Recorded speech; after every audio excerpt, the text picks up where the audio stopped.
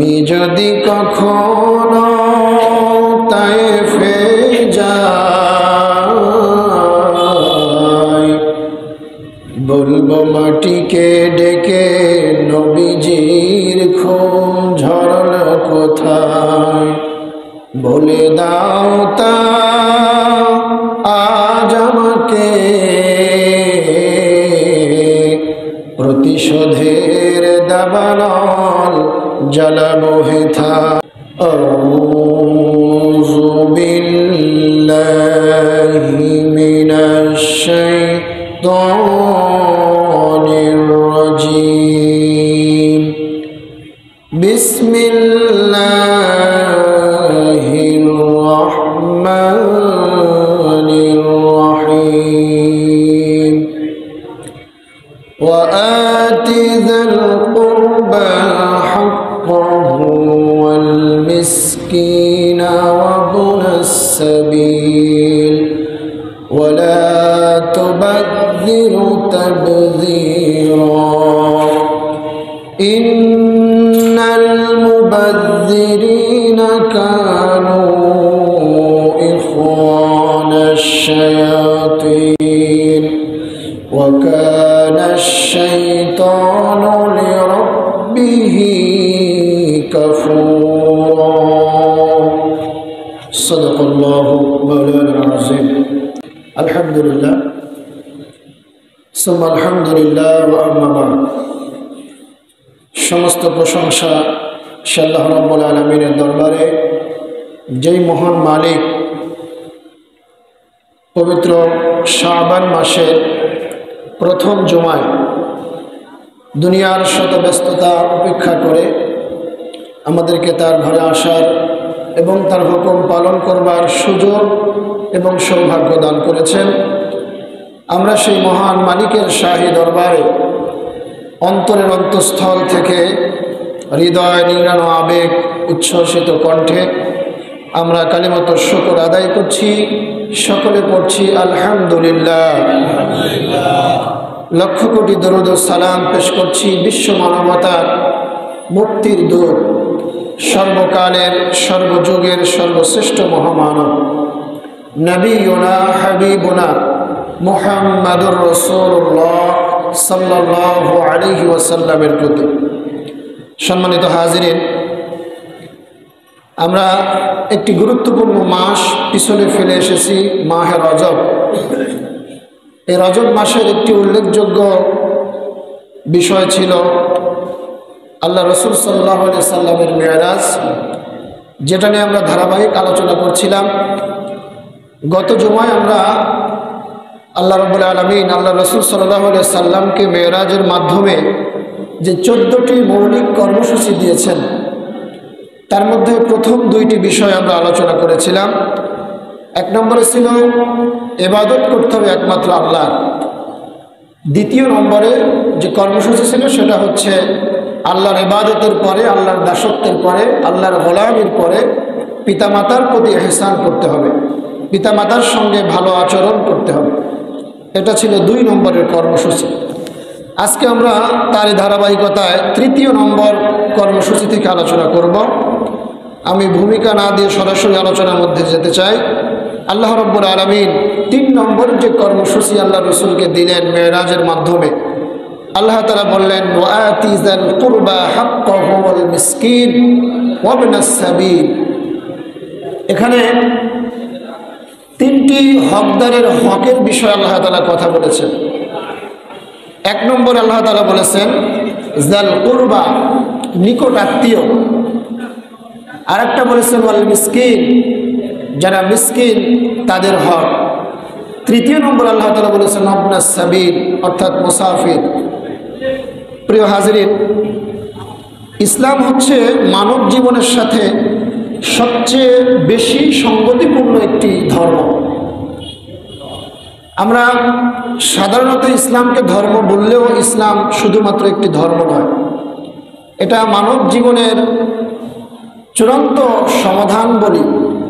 আল্লাহ রাব্বুল আলামিনের পক্ষ থেকে আল্লাহ তাআলা ইসলামকে একমাত্র মনোনীত দিন বা জীবন ব্যবস্থা হিসেবে আমাদের জন্য আল্লাহ তাআলা চূড়ান্ত করে দিয়েছেন।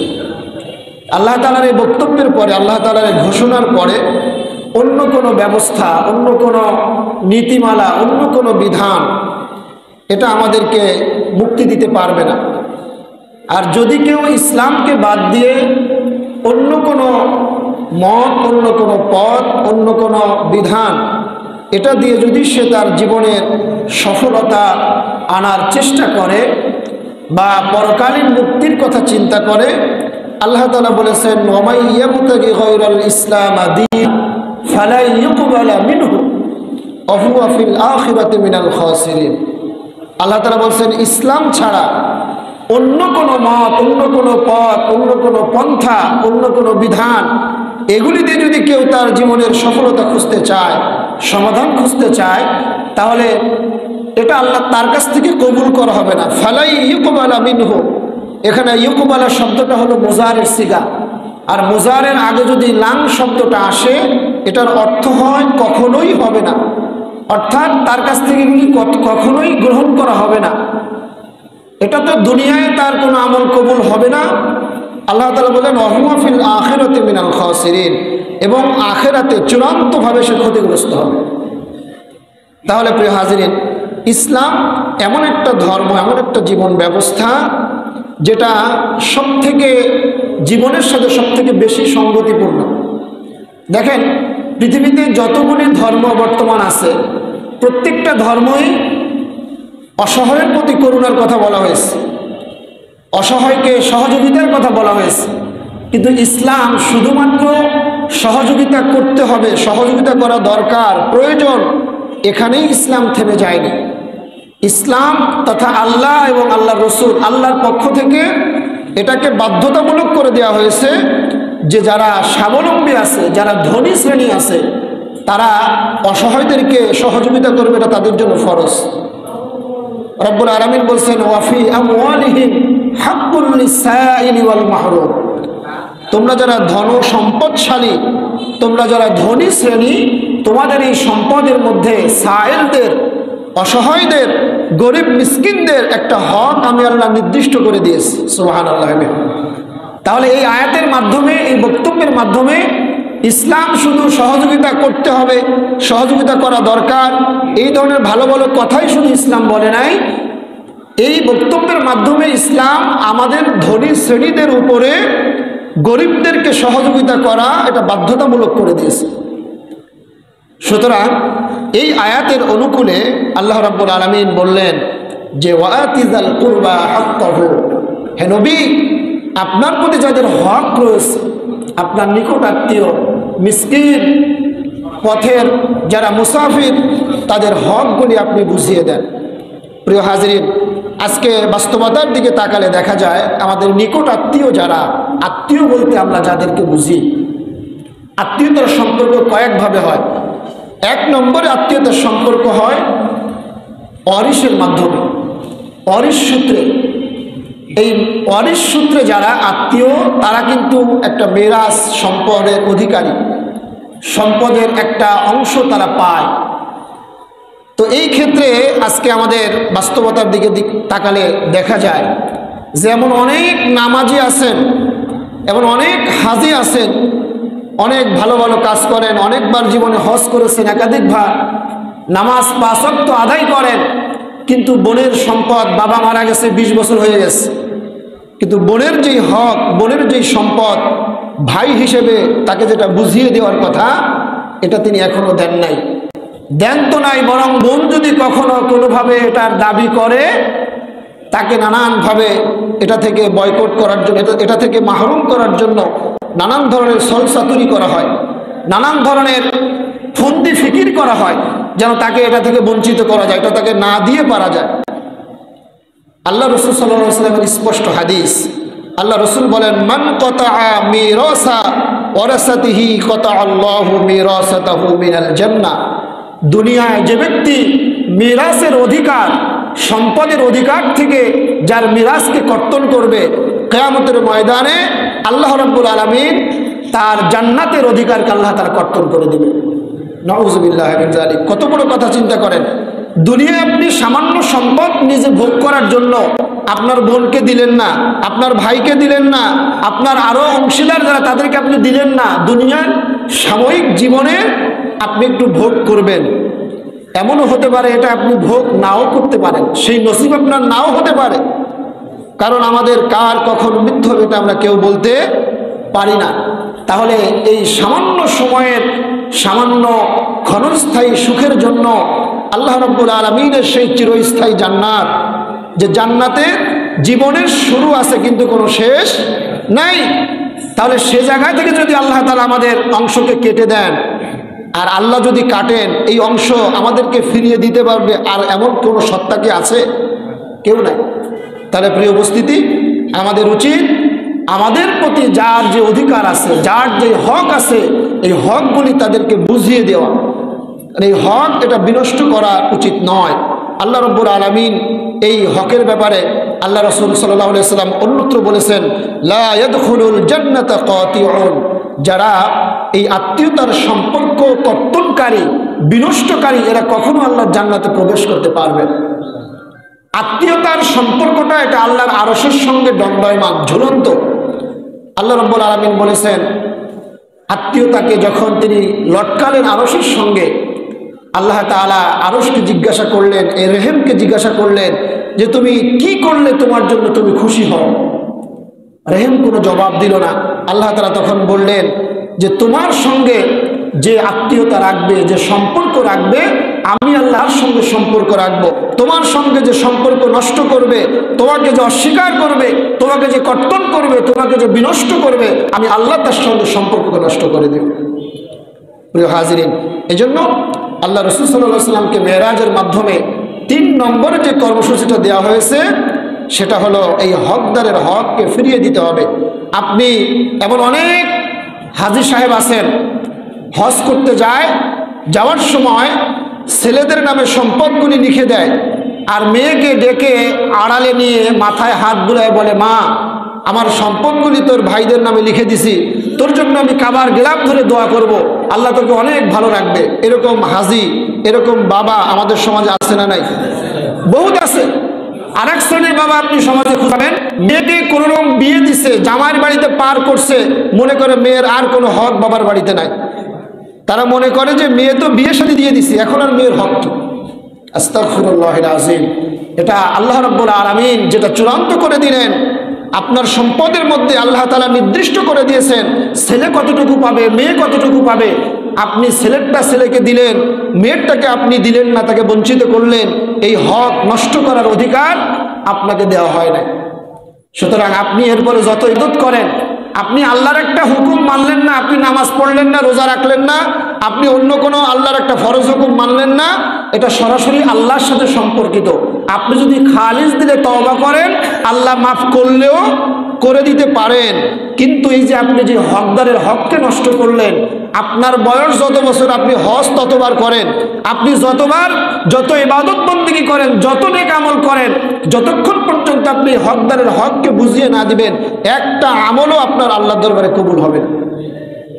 প্রিয় হাজিরিন, এজন্য আমাদেরকে এই শিক্ষাটা নেওয়া দরকার। এটা জরুরি, আমাদের জীবন ঘনিষ্ঠ একটা বিষয়। এটা আজকে বাংলার ঘরে ঘরে এই সমস্যাগুলি আজকে বিরাজমান। এগুলি কেন?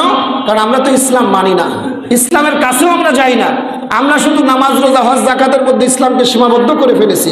কিন্তু ইসলাম যে একটা কমপ্লিট কোড অফ লাইফ, এটা যে আমাদের জীবনের সামগ্রিক সমস্যার সমাধান বলে হিসেবে ইসলামকে আল্লাহ তাআলা দিয়েছেন চূড়ান্ত নিয়ামত হিসেবে, এটা আমরা বাস করতে চাই না। অনেক নামাজি আছে, নামাজ পড়ে ভালো কথা, যাকাত দেয়, হজ করে, ভালো ভালো কাজ করে, কিন্তু তার সামনে আপনি যদি সামাজিকভাবে আল্লাহর বিধান প্রতিষ্ঠার কথা বলেন, দেখবেন যে তার চেহারা কালো হয়ে গেছে। সুতরাং আমাদেরকে পরিপূর্ণ ইসলাম মানতে হবে। আল্লাহ তাআলা বলেছেন, ইন্না দীনা ইনদাল্লাহিল ইসলাম। এই যে দিন শব্দের আগে আলিফ লাম যুক্ত হয়েছে, এই আলিফ লাম দ্বারা দিনকে একমাত্র নির্দিষ্ট করে দেওয়া হয়েছে। তার মানে একমাত্র জীবন ব্যবস্থা, এটা অন্যতম জীবন ব্যবস্থা না, একমাত্র জীবন ব্যবস্থা হচ্ছে ইসলাম। এটা আল্লাহর কাছে মনোনীত। সুতরাং এটা বাদে অন্য যা কিছু আপনি গ্রহণ করতে চান বা সেটাকে ফলো করতে চান, আল্লাহর দরবারে কোনো কিছুই কবুল হবে না। মুসলিম হিসেবে আমাদেরকে সিদ্ধান্ত নেওয়া প্রয়োজন যে আমাদের জীবনের সর্বক্ষেত্রে আমরা ইসলামকে প্রায়োরিটি দিব। ইসলাম যে বিধান আমাদের জন্য নির্দিষ্ট করেছেন, আল্লাহ এবং আল্লাহ রসুল আমাদের জন্য যেই বিধানগুলো স্পষ্ট করে দিয়েছেন, সেগুলি আমরা আমাদের জীবনে মানবো। আল্লাহ তাআলা তৌফিক দিন, সকলে বলে আমিন। চতুর্থ নম্বরের কর্মসূচি, এটাও একটা গুরুত্বপূর্ণ কর্মসূচি আল্লাহ রসুলকে আল্লাহ তাআলা দিয়েছেন, ওয়ালা তুবাযযিরু তাবযীরা ইন্নাল মুবাযযিরিনা কানু ইখওয়ানাশ শায়াতিন ওয়া কানা আশ-শাইতানু লিরাব্বিহি কাফুরা। আল্লাহ তাআলা বলেন, ওয়ালা তুবাযযিরু তাবযীরা, তোমরা অপচয় এবং অপব্যয় এটা তোমরা করো না। ইন্নাল মুবাযযিরিনা কানু ইখওয়ানাশ শায়াতিন, নিশ্চয়ই অপচয়কারী শয়তানের ভাই। আর শয়তানের চরিত্র কি? শয়তানের চরিত্র হলো ওয়া কানা আশ-শাইতানু লিরাব্বিহি কাফুরা, সে তার রবের সঙ্গে, তার স্রষ্টার সঙ্গে অস্বীকৃতি করেছে, তাকে অস্বীকার করেছে, তার সঙ্গে গাদ্দারি করেছে। এটা হলো শয়তানের চরিত্র বৈশিষ্ট্য। সুতরাং আমাদের কোনো কাজ যদি শয়তানের সঙ্গে মিলে যায়, তাহলে আমরাও কি হয়ে যাব? আমার রবের সেই অকৃতজ্ঞকারী হয়ে যাব, ওই দলে আমরা সামিল হয়ে যাব। প্রিয় হাজিরিন, আজকে এই অপচয় এবং অপব্যয় এটা আমাদের জীবনে অনেক বেশি জীবন ঘনিষ্ঠ একটা বিষয়। আমরা অনেক জায়গায় এমন অনেক টাকা খরচ করি যেটা আমাদের প্রয়োজন না, এটা হলো অপব্যয়। আপনার এক জায়গায় টাকা খরচ করা আপনার দায়িত্ব, পরিবারের জন্য দেখভাল করা, তাদের পিছনে খরচ করা, এটা আপনার দায়িত্ব। কিন্তু যতটুকু প্রয়োজন অতটুকু খরচ করবেন, এর অতিরিক্ত খরচ করলে এটা হবে অপব্যয়। আর যেখানে খরচ করা জায়েজ নাই, আল্লাহ এবং আল্লাহ রসুলের পক্ষ থেকে ডাইরেক্ট নিষেধ, ওই জায়গায় খরচ করে এটা হবে অপচয়। কোরআনের মধ্যে এই অপচয় এবং অপব্যয় এটা বোঝানোর জন্য দুইটা শব্দ এসেছে, একটা হলো তাবযীর আর একটা হলো ইসরাফ। তাবযীর হলো অপচয় করা আর ইসরাফ হলো অপব্যয় করা। অর্থাৎ আপনি হালাল জায়গায় যেটা অতিরিক্ত খরচ করলেন এটা হলো অপব্যয়, প্রয়োজনের অতিরিক্ত খরচটা করলেন আপনি। আর যেখানে আপনার খরচ করার অনুমতিই নাই সে জায়গায় আপনি টাকা দিলেন, আপনি সময় দিলেন, আপনার শ্রম দিলেন, এগুলি হলো একেবারে অপচয়। আর এগুলি মুসলিমদের জন্য করা বৈধ নয়। আল্লাহ রাব্বুল আলামিনের পক্ষ থেকে চূড়ান্ত নিষেধ করা হয়েছে যে তোমরা অপচয়কারী হয়েও না, কারণ এটা হচ্ছে স্পষ্টত শয়তানের কাজ। আর শয়তান সব সময় তার রবের অস্বীকারী, রবের সঙ্গে গাদ্দারি করে সে শয়তান হয়েছে।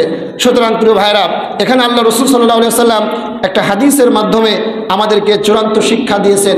আমরা আমাদের যে ধন সম্পদ, আমাদের যেই সম্পদগুলি আমরা অর্জন করেছি, এগুলোর মূল মালিকানা কিন্তু আমার আপনার নয়। এগুলির মূল মালিকানা কার বলেন তো? আল্লাহ।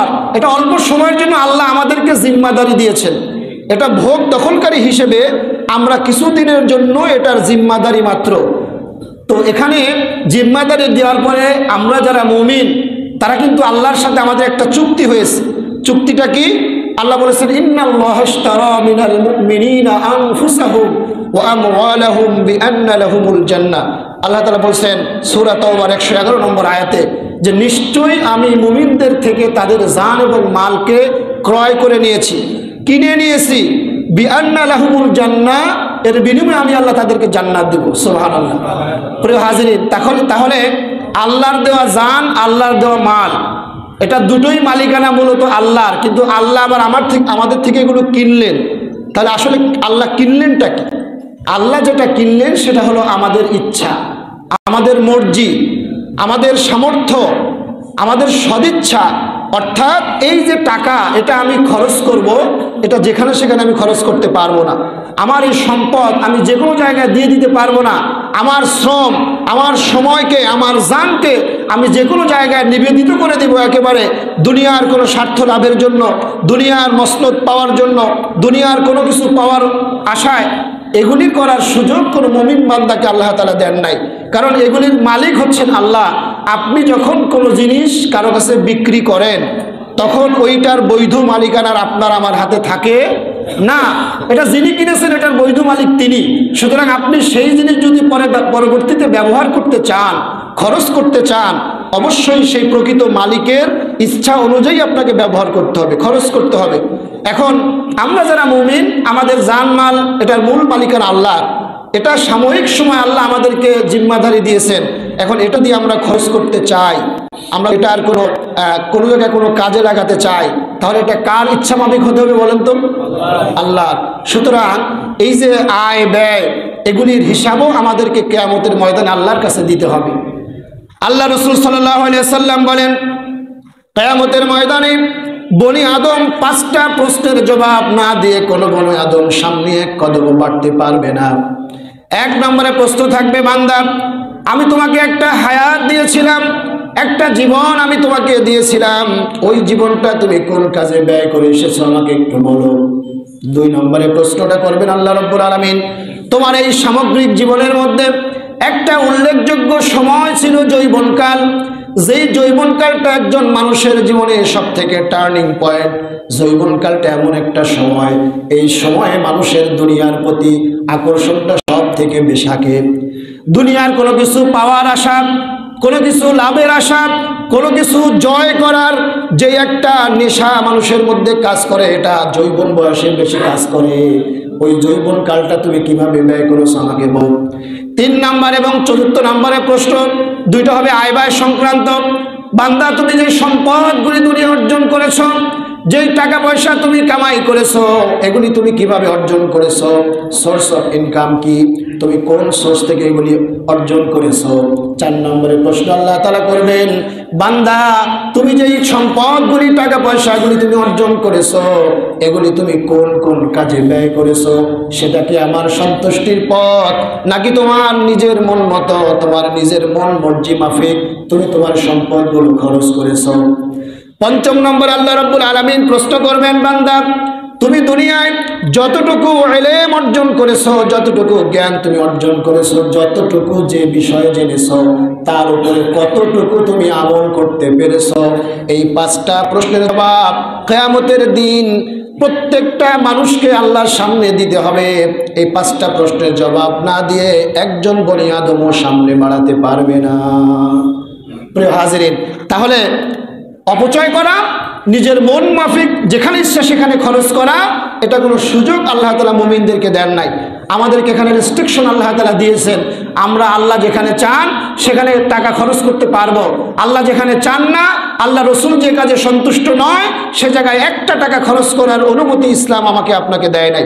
প্রিয় হাজিরিন, আল্লাহ রসুল আর একটা হাদিসের মাধ্যমে অপচয়ের একটা দৃষ্টান্ত দিয়েছেন যে তোমার ঘরে একটা বিছানা থাকবে তোমার, একটা তোমার স্ত্রীর, একটা তোমার সন্তানের, 4র্থ বিছানাটা যদি থাকে সেটা হবে শয়তানের। এখানে আমাদের বোঝানো হয়েছে যে প্রয়োজনের অতিরিক্ত যেটা, আপনার যদি সামর্থ্য থাকে মোটা চাল দিয়ে ভাত খাওয়ার, আপনি যদি সেখানে চিকন চাল কিনে ভাত খান, এটা হলো আপনার জন্য বিলাসিতা। এই বিলাসিতা করার অনুমতি ইসলাম আপনাকে দেয় নাই। আপনি আপনার আশেপাশে দেখেন, আমাদের দেশে এমন অনেক ছিন্নমূল আপনি খুঁজে পাবেন। মানুষগুলি রাতের বেলায় এই যে রাস্তার পাশে বিভিন্ন টার্মিনালে, এই ফ্লাইওভারের নিচে দেখবেন রাতের বেলায় একটা কাঁথা বা একটা চাদর মুড়ি দিয়ে ঘুমিয়ে আসে। তাদের মাথার উপরে কোনো ছাদ নাই, তাদের কোনো ঘর নাই, তাদের খাবার দাবারের কোনো ঠিক ঠিকানা নাই। তারা 3 বেলা 1 বেলা খেতেও পারে, অনেক দিন নাও খেতে পারে। তাহলে এই মানুষগুলির দিকে তাকিয়ে আপনার তো অন্তত এতটুকু চিন্তা আপনার মধ্যে আসা উচিত যে আল্লাহ তাআলা তো আমাকে এদের থেকে অনেক বেশি ভালো রেখেছেন। আজকে ইসলাম এমন একটা জীবন ব্যবস্থা, ইসলাম এটা চায় না যে রাস্তার এক পাশে থাকবে গাছতলায় মানুষ নিদ্রাহীন অবস্থায় ঘুমাবে, আরেক পাশে রাস্তার আরেক প্রান্তে 10 তলায় ধনী শ্রেণীর মানুষেরা আরামে নিশ্চিন্তে আরামে ঘুমাবে। ইসলাম এটা চায় না। ইসলাম চায় একটা ব্যালেন্স, একটা ভারসাম্যপূর্ণ জীবন ব্যবস্থা। অন্তত রাস্তার পাশে যে মানুষগুলো, তারা যেন অন্তত 3 বেলা খেয়ে পড়ে বাঁচতে পারে। এজন্য ইসলাম এই বিধানগুলি আমাদের কাছে সুন্দরভাবে, এই যে হকদারের হক দিয়ে দেওয়া, এই যে অপচয় না করা, এটার মূল উদ্দেশ্য হলো জীবনটাকে একটি ব্যালেন্সপূর্ণ করা, একটি ভারসাম্যপূর্ণ জীবন ব্যবস্থা তৈরি করা। এটাই হলো আল্লাহ এবং আল্লাহ রসুলের উদ্দেশ্য। প্রিয় হাজিরিন, তাহলে 5 নম্বরের কর্মসূচি আল্লাহ তাআলা দিয়েছেন যে এই যে হকদারের কথা আল্লাহ তাআলা এর আগে বললেন, এই হকদারকে যদি তুমি তোমার সামর্থ্যের মধ্যে কিছু সহযোগিতা করতে না পারো, তুমি তাদের সঙ্গে ভালো আচরণ করো, তাদেরকে ধমক দিও না। তাদেরকে তুমি দিতে পারলে না, এটা তুমি হাসি মুখে তাদেরকে বলে দাও। এমন অনেক মানুষ দেখবেন যে কেউ তার কাছে কিছু চাইলে এমনভাবে চেহারাটা করে, এমন ব্যবহার তার সঙ্গে করে, যেটা একজন মানুষের সাথে করা উচিত নয়। আল্লাহ রাব্বুল আলামিন অন্যত্র বলেছেন, ওয়াম্মাস সাইলা ফালা তানহার, তোমার কাছে যদি সাইল কিছু চায় তাকে ধমক দিও না, তাকে তাড়িয়ে দিও না। তুমি যদি কিছু পারো দাও, কিছু দিতে না পারলাম তো হাসি মুখে তাকে বলো যে আমার কাছে এই মুহূর্তে নাই, আমি দিতে পারলাম না, পরবর্তীতে আমি চেষ্টা করব। ঠিক তেমনি ভাবে আপনার যারা হকদার আছে, হতে পারে আপনার একজন ভাই আপনার থেকে, তার অবস্থা অসহায়, তিনি আর্থিকভাবে আপনার থেকে অনেক বেশি অসহায়, হতে পারে আপনার একজন বোন, হতে পারে আপনার অন্য কোনো নিকট আত্মীয়, সে আপনার কাছে চাওয়ার পাওয়ার আশায় আপনার কাছে এসেছে, আপনি দিতে না পারেন, আপনি তাকে অন্তত সুন্দরভাবে তাকে বুঝিয়ে বলেন যে আমার এই মুহূর্তে সামর্থ্য নাই, আমি তোমাকে দিতে পারলাম না, আমি পরে তোমার জন্য চেষ্টা করব। এতটুকু বিনয়ী এটা আপনাকে দেখাতে হবে। কারণ আল্লাহ রাব্বুল আলামিন এই পৃথিবীতে যাদেরকে ধন সম্পদ দিয়েছেন, যাদেরকেই প্রভাব প্রতিপত্তি দিয়েছেন, এটা আল্লাহ তাআলা তাদেরকে দিয়েছেন একটা পরীক্ষার বস্তু হিসেবে। এটা আপনার আমার জন্য পরীক্ষা। কিয়ামতের ময়দানে যারা এই পরীক্ষায় পাশ করতে পারবে না দুনিয়ায়, কিয়ামতের ময়দানে এই সম্পদগুলি তাদের গলায় সাপের রশি বানিয়ে আল্লাহ তাআলা তাদেরকে ঝুলিয়ে দিবেন। আর এই সম্পদগুলি সেদিন সাপ হয়ে ওই শ্রেণীর মানুষদেরকে দংশন করবে আর বলবে আমি তোমার সম্পদ, আমি তোমার মাল, যেই সম্পদ আর মালকে তুমি কুক্ষিগত করে রেখেছিলে, তুমি কাউকে দেও নাই, তোমার কাছে যারা হকদার ছিল, যারা তোমার কাছে পাওনাদার ছিল, তাদেরকে তুমি তোমার হক আদায় করো নাই, আজকে সেই সম্পদ তোমার জন্য জান্নাতে যাওয়ার প্রতিবন্ধকতা তৈরি করেছে, তোমাকে জাহান্নামে নিয়ে যাওয়ার জন্য তৈরি হয়ে গিয়েছে। প্রিয় হাজিরিন, এজন্য রাসূল সাল্লাল্লাহু আলাইহি সাল্লামের হাদিস অনুযায়ী যে আত্মীয়তার সম্পর্ক, যারা তোমার কাছে হকদার, তারা যদি কখনো তোমার কাছে কিছু চায়, তাহলে অবশ্যই তাদেরকে তুমি যদি দিতে নাও পারো, অন্তত ভালোভাবে তাদেরকে বুঝিয়ে দাও, তাদের কাছে বিনয়ী থাকো, তাদের সঙ্গে ভালো আচরণ করো। এটা আল্লাহ রাব্বুল আলামিনের ৫ম নম্বরের নির্দেশ, কর্মসূচি আল্লাহ তাআলার পক্ষ থেকে দেওয়া হয়েছে। ৬ নম্বরে যে কর্মসূচি আল্লাহ তাআলা দিলেন, আল্লাহ তাআলা বললেন যে তুমি একেবারে কৃপণও হইও না, আবার বেহিসাবে খরচও করো না। আল্লাহ তাআলা বলছেন যে তোমার হাতকে তুমি গলার সঙ্গে বেঁধে রেখো না। এই গলার সঙ্গে বেঁধে রাখা এটা রূপক অর্থে বলা হয়েছে, অর্থাৎ তুমি কৃপণ হইও না। আরেকটা পরবর্তীতে আবার বলা হয়েছে তুমি আবার এমনভাবেও তোমার হাতকে খুলে দিও না যেটা হিসাবের বাইরে চলে যায়। তার মানে এখানে আল্লাহ তাআলা একটা ব্যালেন্স করেছেন। তার ব্যাখ্যাটা হলো যেখানে যতটুকু প্রয়োজন সেখানে ততটুকু খরচ করা, এটা ইমানের দায়িত্ব, এটা মুমিনের কাজ। পৃথিবীতে যেই মানুষগুলো এটা করে না, কিয়ামতের দিন তারা এর জন্য ক্ষতিগ্রস্ত হবে। এটা আল্লাহর পক্ষ থেকে চূড়ান্ত নির্দেশ। প্রিয় হাজিরিন, দানশীল এটা আল্লাহ রাসূল সাল্লাল্লাহু আলাইহি ওয়াসাল্লাম বলেছেন, আন আবি হুরায়রা রাদিয়াল্লাহু তাআলা আনহু قال قال رسول الله صلى الله عليه وسلم السخي قريب من الله وقريب من الجنة وقريب من الناس। দানশীল ব্যক্তি আল্লাহর নিকটবর্তী, জান্নাতের নিকটবর্তী, মানুষের নিকটবর্তী। এর পরবর্তীতে আল্লাহ রাসূল বলেছেন ওয়াল বাখিলু বাঈদুম মিনাল জান্নাহ ওয়া বাঈদুম মিনান নাস ওয়া করিবুম মিনান নার। আর যে ব্যক্তি বখিল, যে ব্যক্তি কৃপণ, সে আল্লাহর থেকে দূরে, জান্নাত থেকে দূরে, কিন্তু জাহান্নামের নিকটবর্তী। প্রিয় হাজিরিন, এজন্য আমাদেরকে দানশীল হতে হবে। আমরা বেশি বেশি দান করব, আমাদের জায়গা থেকে চেষ্টা করব সামর্থ্য অনুযায়ী আমরা দান করার। সামনে মহিমান্বিত মাহে রমাদান আসতেছে, এই মাসকে সামনে রেখে আমরা এই কাজগুলি বেশি বেশি করার চেষ্টা করব।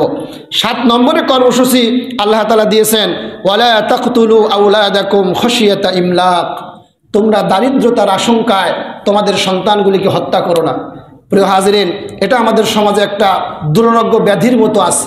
এমন অনেক বাবা মা আছে চিন্তা করে সন্তান 2টা আছে, আরেকটা হলে কেমনি খাওয়াবো, এই চিন্তা করে সন্তানের ভ্রূণকে নষ্ট করে, সন্তানকে গর্ভের মধ্যেই হত্যা করে। এই যে কাজটি আপনি করলেন, এটা স্পষ্ট একটি হারাম কাজ, এটি স্পষ্ট একটি হারাম কাজ। আল্লাহ তাআলা বলছেন নাহনু নারযুকুহুম ওয়া ইয়্যাকুম, আমি তোমাদেরকে যেভাবে রিজিক দিতেছি তাদেরকেও আমি সেভাবে রিজিক দিব। কারণ রিজিকের মালিক কে বলেন তো? পৃথিবীর কোনো মানুষ কি কাউকে খাওয়াতে পারে? কেউ খাওয়াতে পারে না। আল্লাহ রাব্বুল আলামিন বলছেন ওয়ামা মিন দাব্বাতিন ফিল আরদি ইল্লা আলাল্লাহি রিজকুহা। ও পৃথিবীর মানুষ, আকাশের নিচে, জমিনের উপরে বিচরণশীল এমন কোন প্রাণী নাই যার রিজিকের দায়িত্ব আমি আল্লাহ রাব্বুল আলামিন আমার হাতে তুলে নেই নাই। আমার ভাইরা, আমার বন্ধুরা, মানুষ আমরা যারা, আমরা তো কর্মের মাধ্যমে আল্লাহ তাআলা আমাদেরকে রিজিক দেন। কিন্তু আপনি চিন্তা করেন, একটা পাখি প্রতিদিন সকালবেলায় তার বাসা থেকে খালি পেটে বের হয়ে যায়, সারাদিন ঘোরাফেরা করার পরে সন্ধ্যাবেলায় আল্লাহ তাআলা বলেন ওই পাখিটাকে পেট ভরে খাবার দিয়ে আবার আমি আল্লাহ তাআলা তার আপন নিড়ে আমি তাকে পৌঁছাইয়া দেই। সুবহানাল্লাহ বিহামদিহি। তাহলে প্রত্যেকটা প্রাণীর মাখলুকের রিজিকের দায়িত্ব এটা স্বয়ং আল্লাহ রাব্বুল আলামিনের হাতে। সুতরাং সেই রিজিকের ভয়ে কেমনে খাওয়াবো কেমনে পড়াবো এই চিন্তা করে যদি কেউ তার সন্তানকে হত্যা করে, এটা তার জন্য স্পষ্ট একটি হারাম কাজ। দেখেন পৃথিবীতে আজকে যত দিন যাচ্ছে তত রিজিক আল্লাহ তাআলা বাড়িয়ে দিচ্ছেন। একটা দৃষ্টান্ত দেখেন, আগে আমরা দেখতাম বড় বড় পেয়ারা গাছে ছোট ছোট পেয়ারা ধরতো, ঠিক না? কিন্তু বর্তমানে ছোট ছোট পেয়ারা গাছে বড় বড় পেয়ারা ধরে। তো এটার মাধ্যমে আল্লাহ তাআলা বুঝাচ্ছেন যে রিজিক আল্লাহ তাআলা প্রতিনিয়ত আমাদের জন্য বৃদ্ধি করে দিচ্ছেন। দেখেন আগের থেকে এখন জমিনগুলো ফসলের জন্য আরো বেশি উর্বর হচ্ছে, নতুন নতুন পদ্ধতি আবিষ্কৃত হচ্ছে, তারা আরো বেশি পরিমাণে ফসল উৎপন্ন করতে পারছে। এই যে জ্ঞান, এই যে মেধা, এটা দিলেন কে? সুতরাং এগুলি আল্লাহর পক্ষ থেকে আমাদের জন্য নিয়ামত।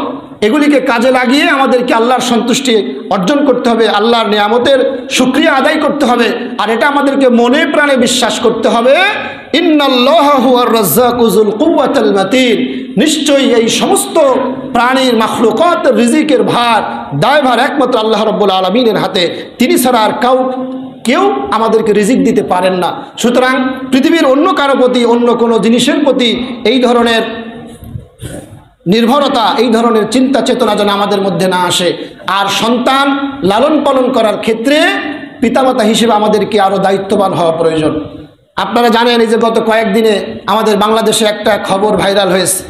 11 বছরের একটা মেয়ে, সে তার মাকে হসপিটালে রেখে, ফুসফুসের ক্যান্সার আক্রান্ত মা, সেই মাকে হসপিটালে রেখে তার বয়ফ্রেন্ডের সঙ্গে পালিয়ে গেছে।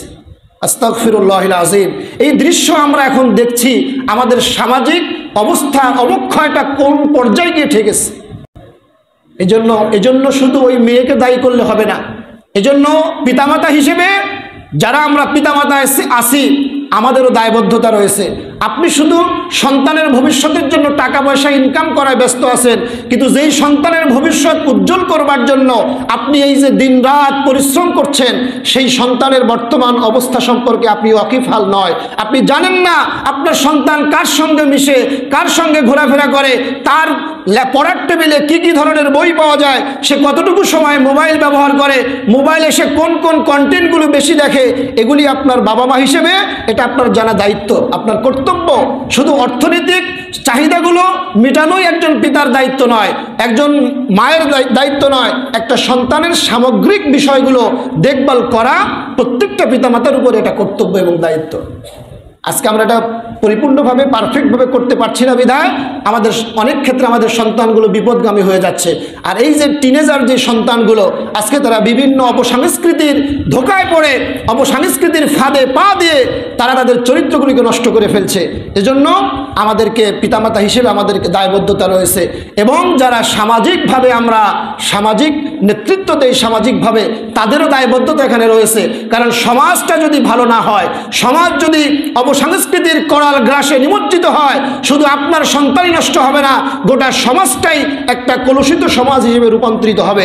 এর হাত থেকে আপনিও রেহাই পাবেন না, অন্যরাও রেহাই পাবে না। সুতরাং সামাজিকভাবে যারা আমরা ওই পর্যায়ে রয়েছি, নেতৃত্বের পর্যায়ে রয়েছি, তাদেরও এখানে দায়িত্ব রয়েছে সমাজটা যেন ভালো থাকে, সমাজটা যেন সুন্দর থাকে, সমাজের মানুষগুলো যেন নৈতিকতা নিয়ে যেন চলাফেরা করতে পারে, এটা নিশ্চিত করা ওই সমাজপতিদের দায়িত্ব। না হলে কিয়ামতের ময়দান আল্লাহর কাছে এর জন্য জবাবদিহি করতে হবে। প্রিয় উপস্থিতি, এজন্য আমাদেরকে এই বিষয়গুলো মাথায় রাখতে হবে। আর এই যে সামনে আজকে 7 তারিখ, এই মাসের আগামী শুক্রবার 14 তারিখ একটা দিবস আছে, যেটা নাম আমরা দিয়েছি বিশ্ব বেহায়া দিবস। এই দিবসটাতে বাংলাদেশে তরুণ তরুণীরা এতটাই গুনাহের কাজে লিপ্ত হয়, আমাদের তথ্য মতে, জরিপ মতে সারা বছরে যতগুলো মেয়ের চরিত্র নষ্ট না হয়, এই একদিন 14 ফেব্রুয়ারিতে তার থেকে অনেক বেশি মেয়ের চরিত্র এই একদিনে নষ্ট হয়। সুতরাং আপনারা আপনাদের সন্তানদের প্রতি এই দিনটার ব্যাপারে অবশ্যই সজাগ সচেতন থাকবেন। আপনার সন্তান কোথায় গেল, কার সঙ্গে গেল, এটা বাবা মা হিসেবে খোঁজ নিয়ে আপনার দায়িত্ব। আপনার সন্তান বন্ধু হিসেবে কাদেরকে নির্বাচন করে, কাদের সঙ্গে চলাফেরা করে, এটা অবশ্যই আপনাকে দেখভাল করতে হবে। এরপরে সন্তান ভুল করার পরে আহাজারি করে কোনো লাভ নাই, এর আগে থেকেই ব্যবস্থা আপনাকে নিতে হবে। এই অপসংস্কৃতি, এই ধরনের ভিন দেশীয় সংস্কৃতি, যেটা আমাদের দেশীয় নয়, আমাদের ইসলামের সংস্কৃতি নয়, এই ধরনের কোনো সংস্কৃতির সাথে মুসলমানের দূরতম কোনো সম্পর্ক থাকতে পারে না। আল্লাহ রসুল বলেছেন, মান তাশাব্বাহা বিকওমিন ফাহুয়া মিনহুম। দুনিয়ায় যে যার সাদৃশ্যতা অবলম্বন করবে, যে যাকে অনুসরণ করবে, অনুকরণ করবে, কিয়ামতের দিন তাকে তার সঙ্গেই হাসরের ময়দানে উঠানো হবে। নাউযুবিল্লাহি মিন যালিক। আপনি যত নামাজ পড়েন, রোজা রাখেন, হজ করেন, যাকাত দেন, ভালো ভালো কাজ করেন, কিন্তু আপনার চিন্তা, আপনার চেতনা, আপনার আদর্শ যদি অপসংস্কৃতির সঙ্গে মিলে যায়, বিজাতীয়দের সঙ্গে মিলে যায়, আপনি যদি এটাকে সমর্থন করেন, সেটাকে প্রমোট করেন, তাহলে এর দ্বারা অবশ্যই কিয়ামতের ময়দানে আপনাকে আল্লাহ ওদের কাতারেই দাঁড় করাবেন। এর পরবর্তী যে 8 নম্বর কর্মসূচি আল্লাহ তাআলা বলেছেন, ওয়ালা তাকরাবুজ জিনা ইন্নাহু কানা ফাহিশাতাও ওয়া সাআ সাবিলা। তোমরা জিনা করা তো দূরের কথা, জিনার নিকটবর্তীও হয়ো না। জিনার নিকটবর্তী কিসের মাধ্যমে হওয়া যায়? যে সমস্ত আচার অনুষ্ঠান সংস্কৃতি আমাদের দেশে আছে, এমন অনুষ্ঠান যেখানে গেলে নারী পুরুষ অবাধে মেলামেশার সুযোগ হয়, এই ধরনের অনুষ্ঠানে যাওয়া যাবে না। এমন কোনো কন্টেন্ট মোবাইলে দেখা যাবে না যেটা দেখলে একজন পুরুষ আর একজন নারীর প্রতি অবৈধভাবে আকর্ষিত হবে। এই ধরনের কন্টেন্ট থেকে বিরত থাকতে হবে। এমন কোনো জায়গায় যাওয়া যাবে না যেখানে গেলে এই ধরনের সিচুয়েশন ক্রিয়েট হওয়ার সম্ভাবনা থাকে। এমন কোনো জিনিস গ্রহণ করা যাবে না যেটার দ্বারা এই ধরনের পরিস্থিতি তৈরি হয়। এই জন্য ইসলাম জিনা করো না এটা বলে নাই, বলেছে জিনার নিকটবর্তীও হয়েও না। তার মানে যে সমস্ত ব্যবস্থাপনায় জিনা হতে পারে, এই ধরনের কাজের সঙ্গেও জড়িত হওয়া যাবে না। এক্ষেত্রে অবশ্যই আমাদেরকে এই ভূমিকাগুলো রাখতে হবে। বিভিন্ন শিক্ষা প্রতিষ্ঠান, সামাজিক অনেক ধরনের কালচারাল প্রোগ্রাম আমাদের হয়, এই দিনগুলোকে সামনে রেখে উপলক্ষ করে এই ধরনের প্রোগ্রামে নারী পুরুষ অবাধে মেলামেশার দরুন এরপরে জিনার চূড়ান্ত যেই অবস্থার সৃষ্টি হয়, এজন্য ওটা যাতে সৃষ্টি হতে না পারে সেটার আগেই আমাদেরকে প্রতিবন্ধকতা তৈরি করতে হবে। এই ধরনের জিনা হতে পারে, এই ধরনের কর্মকাণ্ড যে সব জায়গায় গেলে হয়, যে সমস্ত আচার অনুষ্ঠান এগুলি হয়, সেগুলি আমাদেরকে বন্ধ করতে হবে। এগুলি বন্ধ করতে আমাদেরকে ভূমিকা রাখতে হবে সামাজিকভাবে। আজকে সমাজ নষ্ট করার জন্য সমাজে গুটি কয়েক খারাপ মানুষ আমাদের সমাজে রয়েছে, যারা চায় যে সমাজের মানুষগুলো, তরুণ শ্রেণীগুলো, আমাদের সন্তানগুলো যেন তাদের চরিত্র ধরে রাখতে না পারে। কারণ যুবকদের যদি চরিত্র নষ্ট করা যায়, তাহলে ওই যুবকরা আর কখনো কোনো ভালো কাজে ভূমিকা রাখতে পারবে না। যেমন আজকে আমাদের বাংলাদেশের এই জেনজি যারা, তারা যে এই কাজগুলো করছে, ভালো ভালো অনেক কাজে তারা অংশীদার হচ্ছে, ভূমিকা রাখছে, এদেরকে যদি, এদের মধ্যে যদি অনৈতিকতার বীজ ঢুকিয়ে দেওয়া যায়, একটা গ্রুপ খুব সফটলি এটা নিয়ে কাজ করতেছে, তাদেরকে পথ থেকে, তাদের ট্র্যাক থেকে লাইনচ্যুত করার জন্য, তাদের সঠিক পথ থেকে সরিয়ে দেওয়ার জন্য তারা পরিকল্পিতভাবে এমন অনেক প্ল্যাটফর্ম আমাদের বাংলাদেশে চালু করেছে যেন যুবকদের চরিত্রগুলো নষ্ট করা যায়। আর এর মাধ্যমে যুবকদের মধ্য থেকে এই যে দেশপ্রেম, এই যে সমাজের প্রতি দায়িত্ববোধ, ভালো কাজের প্রতি আগ্রহ, এগুলি যেন নষ্ট হয়ে যায়। আমাদেরকে সচেতন হতে হবে, যার যার অবস্থান থেকে এগুলির ব্যাপারে সজাগ এবং সচেতন হয়ে আমাদেরকে এগুলির বিরুদ্ধে কাজ করতে হবে ঐক্যবদ্ধভাবে। প্রিয় হাজিরিন, আল্লাহ রাব্বুল আলামিন এজন্যই প্রত্যেকটা শিক্ষা আমাদেরকে এমনভাবে দিতে চেয়েছেন যেন এগুলিকে আমরা, এগুলির উপরে ভিত্তি করে এমন একটা সমাজ ব্যবস্থা যেন আমরা তৈরি করতে পারি, এমন একটা কল্যাণময় সমাজ, একটা রাষ্ট্র আমরা তৈরি করতে পারি, যেই রাষ্ট্রটা হবে দুনিয়ার থেকে জান্নাতের একটা স্বাদ নেওয়ার মতো। সুবহানাল্লাহ। প্রিয় হাজিরিন, 9 নম্বরে যে কর্মসূচি আল্লাহ তাআলা দিয়েছেন, ওয়ালা তাকতুলুন নাফসাল্লাতী হারামাল্লাহু ইল্লা বিল হক। আল্লাহ যাদেরকে নিষেধ করেছেন এমন কাউকে হত্যা করো না, অর্থাৎ শরীয়তের পরিপন্থী কোনো হত্যাযোগ্য ইসলাম সমর্থন করে না। এজন্য আল্লাহ রাব্বুল আলামিন ঘোষণা করেছেন, মান কাতালা নাফসান বিগাইরি নাফসিন আও ফাসাদিন ফিল আরদ ফাকান্নামা কাতালান নাস জামিআ। আল্লাহ তাআলা বলেন, কোন ব্যক্তি যদি জমিনে ফাসাদ সৃষ্টি করার উদ্দেশ্যে কাউকে হত্যা করে, ফাকান্নামা কাতালান নাস জামিআ, সে যেন তাম পৃথিবীর সমস্ত মানুষদেরকে হত্যা করে ফেলল। ওমান আহিয়াহা ফাকান্নামা আহিয়ান নাস জামিআ, আর কেউ যদি কোনো মানুষের জীবনকে বাঁচিয়ে দিল, সে যেন তাম পৃথিবীর সমস্ত মানুষদের বাঁচাই দেয়। সুবহানাল্লাহ। তাহলে ইসলাম কোনো অযৌক্তিক কোনো হত্যাকে, যেটা ইসলাম শরীয়ত সমর্থন করে না, এই ধরনের কোনো হত্যাকে ইসলাম সমর্থন করে না। যারা এগুলি করে তাদের ব্যাপারে ইসলামের বক্তব্য স্পষ্ট। ইসলাম বলছে, আল্লাহ তাআলার বাণী, ওয়া ইয়াকতাল মুমিনান মুতাআম্মিদান ফাজাযাউহু জাহান্নাম, কোনো ব্যক্তি যদি কোনো মুমিনকে কতল করে, হত্যা করে, তাহলে ফাজাযাউহু জাহান্নাম, তার শাস্তি হবে জাহান্নাম। এটা হলো পরকালীন শাস্তি। আর দুনিয়ার শাস্তি কি? ওয়াগাদিবাল্লাহু আলাইহি ওয়া লাআনাহু ওয়া আ'আদ্দা লাহু আযাবান আযীমা, চিরকাল তার প্রতি আল্লাহর লানত, আল্লাহর ক্রোধ, আল্লাহর অভিশাপ ওই ব্যক্তির উপরেও বর্ষিত হতে থাকবে যে ব্যক্তি অন্যায়ভাবে কাউকে হত্যা করে। তাহলে ইসলাম আমাদেরকে এ ব্যাপারে নিরুৎসাহিত করেছে। দেখেন, অন্যকে হত্যা করা তো দূরের কথা, নিজেকে হত্যা করা অর্থাৎ আত্মহত্যা করা, এটার অধিকারও একজন মানুষকে আল্লাহ তাআলা দেন নাই।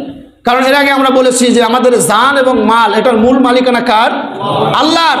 সুতরাং আল্লাহর মালিকানার কোনো জিনিসকে ধ্বংস করা, সেটাকে নষ্ট করা, সেটাকে ধ্বংস করে ফেলা, এটা আমাদের কোনো ইখতিয়ার নেই। সুতরাং এজন্যই আত্মহত্যাকে মহাপাপ বলা হয়েছে। আত্মহত্যা করা যাবে না।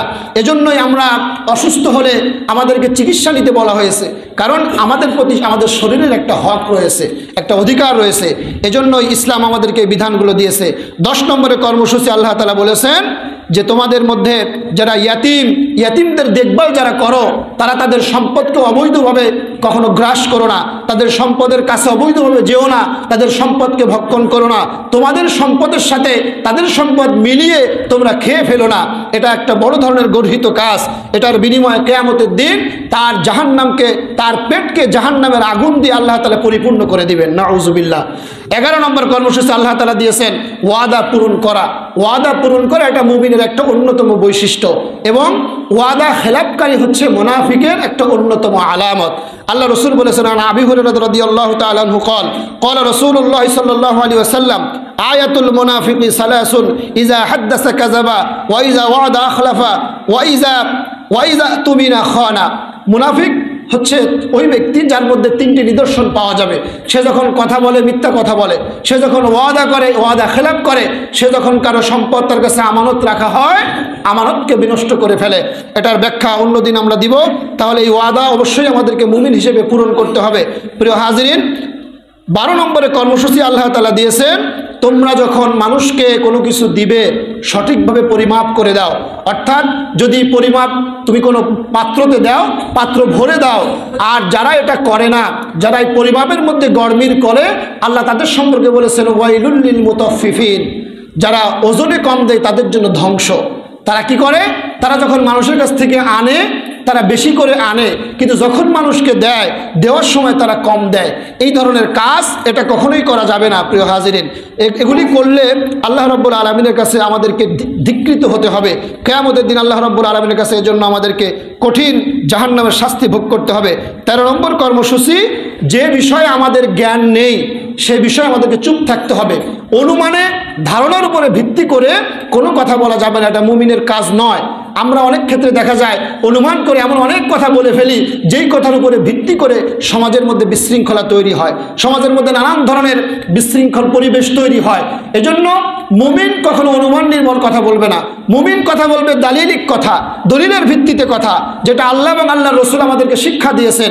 রব্বুল আলামিন এটার চূড়ান্ত শিক্ষা দিতে গিয়ে আল্লাহ তাআলা বলেছেন সূরা হুজুরাতে, যে তোমরা যখন মুমিনদেরকে লক্ষ্য করে আল্লাহ তাআলা বলেছেন ইয়া আইয়ুহাল্লাযীনা আমানু জুতানিবু কাসীরাম মিনাজ যন্নি ইন্না বা'দাজ যন্নি ইসম। হে ঈমানদারগণ, তোমরা বেশি বেশি ধারণা থেকে দূরে থাকো। অধিক ধারণা এটা অনেক ক্ষেত্রেই মিথ্যা। সুতরাং এই মিথ্যার প্রতি যেন আমরা ঢুকে না পড়ি। সর্বশেষ 14 নম্বর আল্লাহ রাব্বুল আলামিন যে কর্মসূচি আল্লাহ রাসূলকে দিয়েছেন, অহংকার করে জমিনের উপরে হাঁটা যাবে না। আল্লাহ রাব্বুল আলামিন বলছেন ওয়ালা তামশি ফিল আরদি মারহান ইন্নাকা লান তাখরিকাল আরদা ওয়া লান তাবলুগাল জিবালা তুলা। আল্লাহ তাআলা বলেন অহংকার করে আমার জমিনের উপরে হেঁটো না, কারণ অহংকারের দাপটে পায়ের পদাঘাত দিয়ে তুমি জমিন ফাটায় দিতে পারবে না, আর অহংকারের দাপটে লাফ মেরে পাহাড়ের উচ্চতাও ছাড়িয়ে যেতে পারবে না। কি বলেন, আমরা যদি জমিনকে ফাটাতে চাই, পা দিয়ে গুঁতা মারলে জমিন কি ফাটবে? কোনোদিন সম্ভব না। কেউ কি লাফ দিয়ে পাহাড়ের চূড়া ডেঙ্গাতে পারবে? এটা কখনোই সম্ভব নয়। আল্লাহ বলছেন যদিও তোমরা এটা না পারো, তোমাদের অহংকারটা কিসের? অহংকার একমাত্র করতে পারেন যিনি, তিনি কে? আল্লাহ তাআলা বলেছেন হাদিসে কুদসির মধ্যে, অহংকার হচ্ছে আমার চাদর। যে অহংকার করে সে আমার চাদর নিয়ে টানাটানি করে। অহংকারকে আল্লাহ রাব্বুল আলামিন বরদাস্ত করেন না। অহংকারীকে আল্লাহ রাব্বুল আলামিন কোনোভাবেই তিনি জান্নাতে প্রবেশ করাবেন না। এটা আল্লাহ তাআলার ওয়াদা। আল্লাহ তাআলা বলেছেন ফাদখুলু আবওয়াবা জাহান্নাম খালিদিনা ফিহা ফালাবিসা মাসওয়াল মুতাকাব্বিরিন। যারা তাকব্বুরি করে, অহংকারী করে, যারা দাম্ভিকতা দেখায়, আল্লাহ তাআলা সেদিন বলবেন যে যাও তোমরা জাহান্নামের দরজাসমূহের কাছে যাও, আর সেখানে তোমরা চিরকাল থাকো। এটা তোমাদের জন্যই আমি আল্লাহ তৈরি করেছি। নাউযুবিল্লাহি মিন যালিক। তাহলে প্রিয় হাজিরিন, অহংকার করা যাবে না। আল্লাহ তাআলা অহংকারীদেরকে ভালোবাসেন না। অবশ্যই আমাদেরকে অহংকার মুক্ত জীবনযাপন করতে হবে। এবং এই যে 14টা কর্মসূচি আল্লাহ রাব্বুল আলামিন তার রাসূলের মাধ্যমে মেরাজে আল্লাহ রাসূলকে আল্লাহ তাআলা দিলেন, এই 14টা কর্মসূচি যদি আমরা আমাদের ব্যক্তি জীবন, আমাদের পারিবারিক জীবন, আমাদের সামাজিক জীবন, আমাদের রাষ্ট্রীয় জীবনে যদি আমরা আমল করতে পারি, তাহলে অবশ্যই দুনিয়ার থেকে জান্নাতি একটা জীবনের স্বাদ আমরা পাবো ইনশাআল্লাহ। আল্লাহ তাআলা আমাদের সকলকে এই 14টি মৌলিক কর্মসূচি বাস্তবায়ন করার কাজে ভূমিকা রাখার এবং এগুলিকে আমল করার তৌফিক দান করুন। সকলে বলি আমিন।